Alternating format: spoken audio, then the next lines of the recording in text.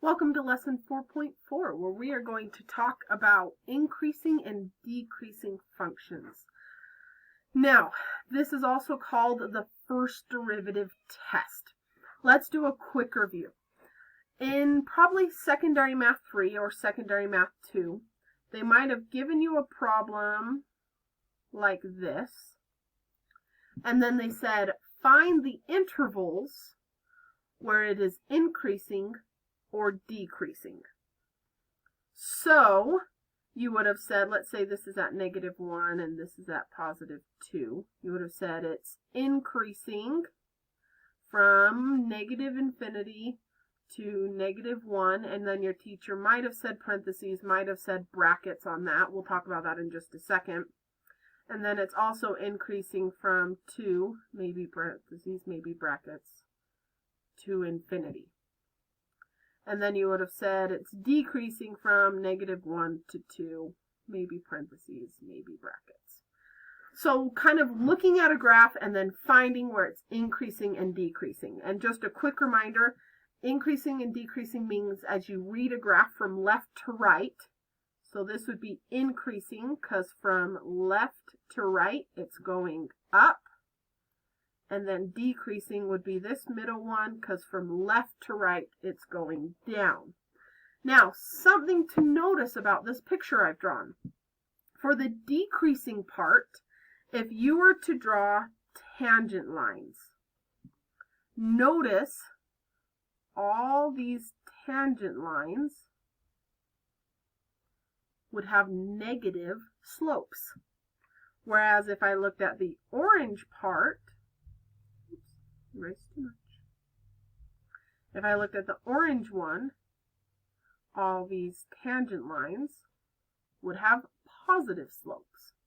So that's something to notice, that increasing has positive slopes, and remember slope is another word for derivative, so this is going to have a positive derivative, whereas decreasing has negative slopes, aka a negative derivative. So that's why we use what's called the first derivative test to find these. You take the first derivative, set it equal to 0 to find these critical numbers, and then look if it's positive or negative. Because if the derivative is positive, the original is increasing. If the derivative is negative, the original is decreasing. Now, before we actually try some practice problems, let's talk about that parentheses bracket thing. This is an argument among math teachers currently. But this is what Gary has said from all the time he's graded AP tests and his infinite knowledge. So right here, some textbooks would say that the function is decreasing and increasing here using open intervals or parentheses. Other textbooks say that it's increasing and decreasing using closed intervals or brackets. Now, here's the important part.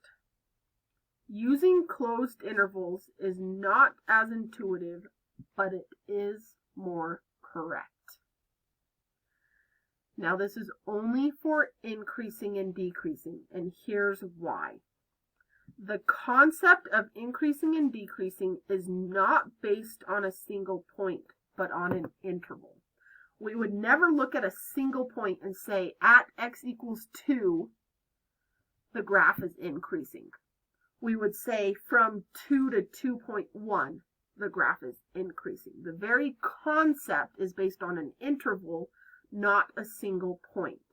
Therefore, if it is true on an open interval, it is also true on the closed interval, as long as there is continuity.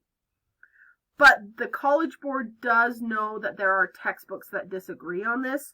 So just so you know, on the free response, readers or graders are told to mark open and closed intervals correctly. They would never list both on a multiple choice. So they would never say A, the open interval, B, the closed interval, which one is correct. They wouldn't do that because they know textbooks argue on it. So instead, they will give you 1, but it's more likely that they would give you the closed interval because technically that one's more correct. So if in the past your teacher taught you to do open intervals, that is actually wrong for increasing and decreasing.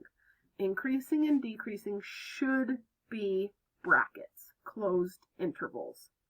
So now that I have all that out of the way, in the next video, let's actually do an example where we practice this first derivative test, meaning finding where the first derivative is 0 and then doing a sign line where the first derivative is positive, the original is increasing. Where the first derivative is negative, the original is decreasing. So in the next video, we'll practice our first example with that.